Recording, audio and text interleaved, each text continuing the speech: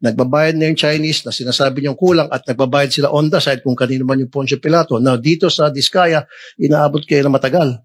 Bakit tumatagal? Dahil nagtatawaran pa?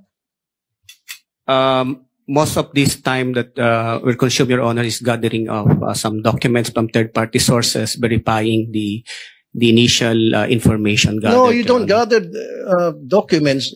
They are the ones who should provide you all the documents necessary for you to prove your point. Yes, Your Honor. That's Which you are true. doing it. Again, babalik ako dun. Ang tagal-tagal nyo mag-audit sa mga tulad ng mga Diskaya, pero pag sa mga maliit na negosyante na gusto nyong harasin, ang bilis nyo agad maglabas ng LOA at saka yung his name is Bryce.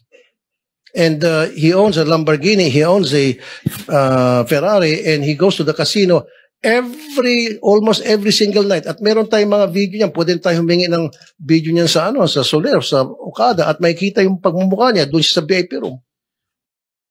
Yung mga cheap steel mills na ito'y paboritong puntahan ng mga loko-loko mga contractors.